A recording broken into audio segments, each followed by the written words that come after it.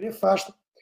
E eu achei muito divertido a postagem do PragerU, dizendo que a Greta Thunberg apagou o tweet dela de 2018, que ela dizia que em 2023 o mundo ia acabar. O tweet foi: um cientista top está alertando que as mudanças climáticas vão wipe out, vão varrer do mapa aquilo que o Irã, companheiro do Lula, quer fazer com Israel. Vai varrer do mapa toda a humanidade, a menos que nós paremos de usar combustíveis fósseis, aquele que o Biden acabou de autorizar investimento de 8 bilhões no Alasca, mas a Greta Thunberg parece que não soube, né? Nos próximos 5 anos. Então, a Terra ia ser varrida do mapa, ia derreter. Em 5 anos, previu o top scientist, segundo a Greta, 5 anos atrás. Passaram 5 anos, ela ficou meio constrangida, a gente tem que dar o crédito a isso também, pelo menos, né? E apagou o tweet. Eu digo que tem que dar o crédito a pelo menos ter apagado, ainda que de forma discreta, achando que ninguém ia perceber, porque nem isso fez o Al Gore. O Al Gore ganhou o Prêmio Nobel da Paz, fez um documentário fajuto do começo ao fim, um embuste total, uma verdade inconveniente. A verdade inconveniente é que o documentário todo é uma farsa, né? E ele nunca fez meia-culpa sobre aquelas previsões catastróficas, e ele também cantou a pedra de que o planeta Terra ia derreter nos próximos 10 anos, se eu me lembro bem, só que isso já tem 20. Então, veja que o mundo está cheio de picaretas. Bombástico. Em primeiro lugar, Keanu Reeves fez uma piada, entre aspas, com a segurança do Brasil e viralizou. Perigoso até mesmo para o John Wick, que é o personagem famoso assassino de aluguel da franquia do ator. Incomodou muito o brasileiro com o complexo de vira-latas, como diria Nelson Rodrigues. Mas, iris what it is. Os dados são os dados. A taxa de homicídio no Brasil é um dado concreto. O fato de mais de 90% ficar sem solução na justiça é um dado concreto. Você pode querer brigar com os fatos, mas eles não mentem. E eles não ligam a mínima para a sua sensibilidade pseudo-patriótica. Porque o nacionalismo ufanista não é o verdadeiro patriotismo. O patriota sabe dos problemas e quer enfrentá-los. Ele não tapa o nariz e fecha os olhos para a realidade. Eu vou fazer uma analogia com um pai. Um pai que tem um filho drogado, se ele finge que o filho está uma maravilha, ele não é um bom pai, ele não ama o filho. Ele não ama. Ele pode ser um covarde, ele pode ser um egóico, com medinho do que os outros vão pensar por ele ter um filho drogado. Então ele quer jogar para debaixo do tapete. Mas o pai que ama, compra a briga para tirar o filho do vício. Entendeu? Então, o brasileiro que fica incomodado de lembrarem que o Brasil é uma várzea, que tem dono, que não tem lei e que o crime campeia, esse brasileiro não é patriota. Ele é um boboca. Então, eu não fiquei irritado com o Keanu Reeves. Eu concordo com o Keanu Reeves.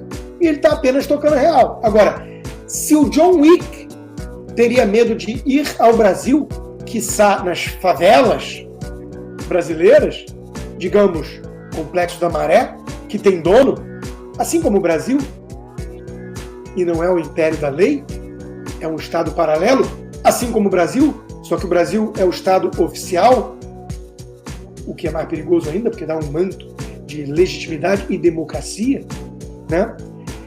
Se o Keanu Reeves e o John Wick, dizia eu, tem medo de ir no Brasil, numa favela ele nem pisaria perto, o mesmo não acontece com o Flávio Dino.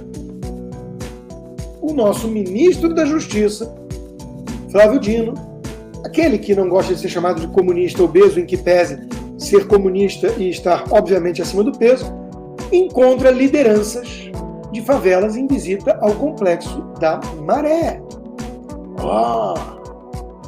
Imagina um ministro da Justiça indo para a favela, dominada por traficantes. É o quê? O Comando Vermelho lá? Bom, deve ter sido necessário mobilizar todo o BOPE, toda a rota, toda a força policial para parar a favela. Só que não. As imagens mostram algo bem diferente disso.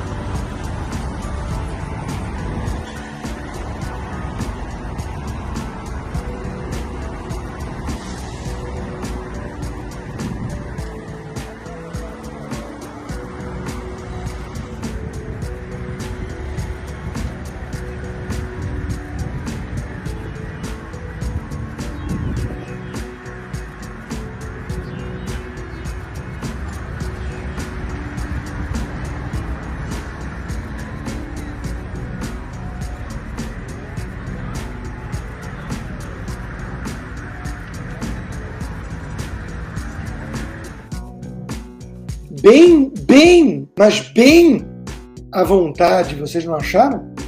Bem tranquilo e com muito pouca segurança, vocês não acharam? Nós, réis mortais, não teríamos coragem de entrar numa favela assim. Imagina sendo ministro da Justiça. Poxa, você é um alvo, uma autoridade, o cara que vai peitar bandidos, que vai endurecer com crime, indo para um território conflagrado, dominado pelo crime. Uau! Eu sou um cara que gosta de lógica. A única lógica possível para uma coisa dessas é que ele não era visto como um alvo. Não há conflito.